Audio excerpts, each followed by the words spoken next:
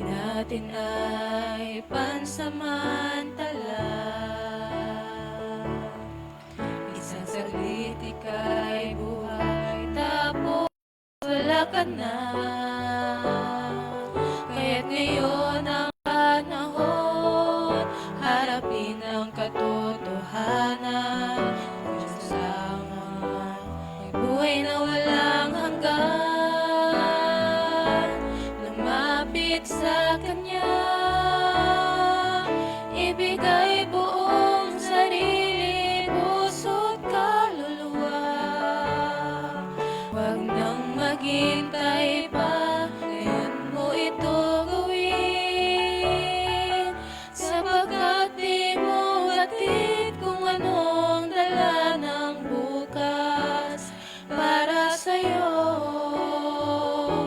Kaya't ihandog mo na ngayon sa Kanya ang buhay mo.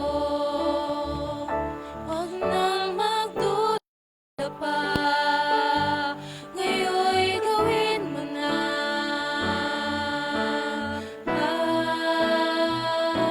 Lumapit sa Kanya,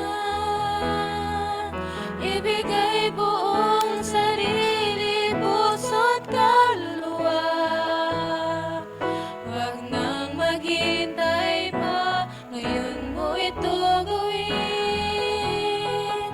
Sapagkat di mo batid kung anong dala ng bukas para sa'yo. Kaya't ihandog mo na ngayon sa Kanya ang buhay mo. Ihandog mo na ngayon sa Kanya ang buhay mo.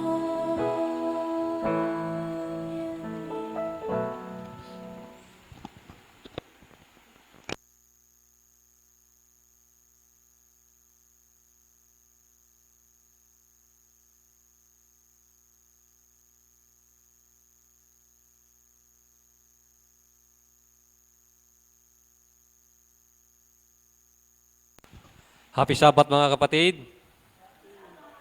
Ayan. Maraming salamat sa ating mga kabataang naghandog na misahe ng awit. Ihandog mo na. Ngayon, ayan, happy Sabbath sa lahat. Panghuling Sabbath na tayo ngayon sa buwan ng October. Ayan, papasok na tayo sa buwan ng November. Ayan. Investment. Ayan. Alam ko mayroon na kayong mga ideya tungkol sa kung paano tayo magiging isang mabuting katiwala ng Diyos. At alam kong nakaranas na rin kayong mag-invest. Di ba? Sa mga nagtatrabaho sa government, ang madalas nilang na-invest ay mag-saving sila ng kanilang sahod. Di ba? Itong porsyento na ito ay i-invest ko sa Panginoon. Sa loob ng, halimbawa, mayroon kang panata, sa loob ng 3 buwan, magsisavings ako para i-invest ko sa Panginoon. Ayan. O di kaya naman, sa ating bukirin. Ayan. Mayroon akong mga tanim na mga halaman, saging, no, di ba? Madalas natin itong naririnig. Ang isang buwig ng saging ay invest ko sa Panginoon. Alam niyo mga kapatid, kung gagawin natin ito, mayroong mga kaibahan. Sa iyong lingkod, sinubukan ko mag-invest. So, sinubukan ko mag-invest kung ano ang magiging resulta. So, ang hanap buhay namin ay baklad. Ang may-ari ng baklad ay Adventist din. So, nag-usap kami dalawa. Ako ang naghahawak ng baklad. Ang tawag doon ay ako ang maestro. Ako ang kapitan ng baklad, ng hanap buhay. Sabi ko sa may-ari, subukan nating mag-invest sa Panginoon. Ah. Sa unang kabit ng baklad,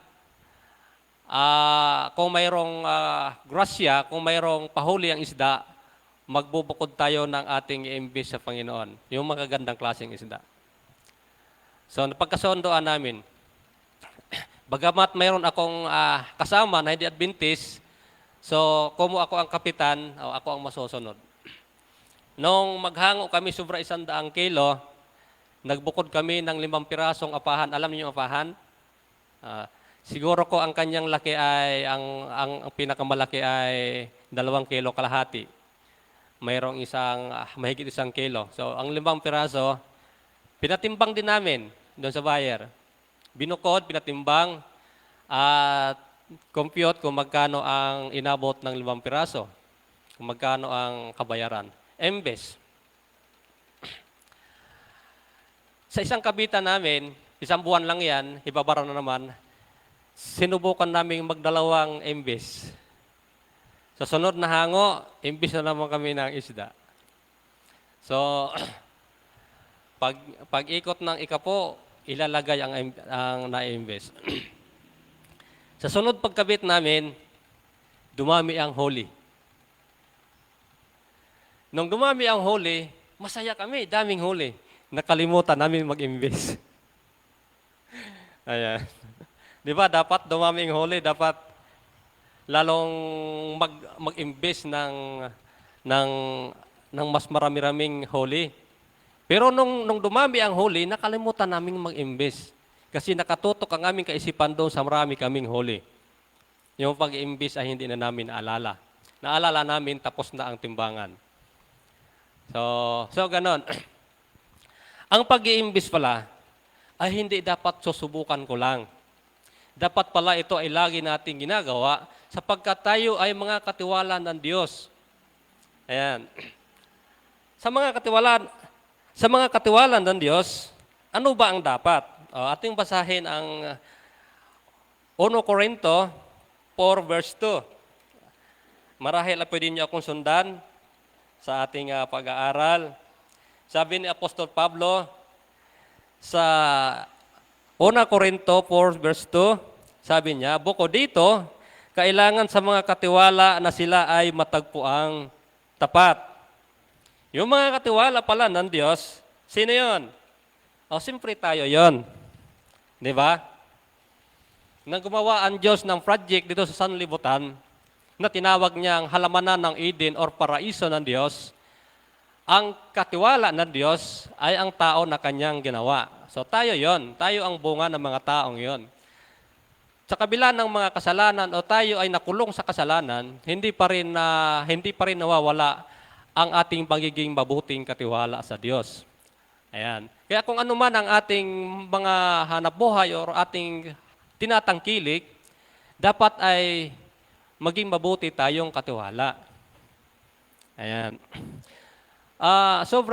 Marahil ay magtatanong kayo, brother, nagtatapat naman ako sa ikapo. Di ba? Ako ay nagtatapat naman sa ikapo.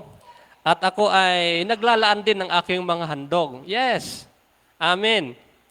Pero iba ang ating invest sa Panginoon. Sa mga negosyo, ano ba ang ibig sabihin ng invest? Mga investor. Sila ay nagpupundo ng isang budget para sa mga planong negosyo. Tayo, mag-i-invest tayo sa Panginoon, hindi para sa literal na negosyo or hanabuhay. Bakit tayo mag-i-invest? Meron kayong ideya? Sabi ng Panginoon, mag-ipon kayo ng kayamanan doon sa kalangitan at hindi dito sa kalupaan. Yung ating pag-i-invest ay isang pag-iipon ng kayamanan sa langit. Sapagkat ang ating ini-invest ay ito ang ginagamit upang maipagpatuloy ang mabuting layunin ng Ebanghelyo sa lupa o anumang mga gawain na ating mga iglesia. Ayan. So, ano pa ang dapat nating ma-invest sa Panginoon? Liban sa ating mga nabuhay o anuman ang ating mga tinatangkilik. Ano pa? Meron kayong ideya? So, ang pinaka-number 1 nating ma-invest ay ang ating sarili. Amen. Ang ating sarili. Dahil kung hindi nakatalaga sa Panginoon ang ating sarili,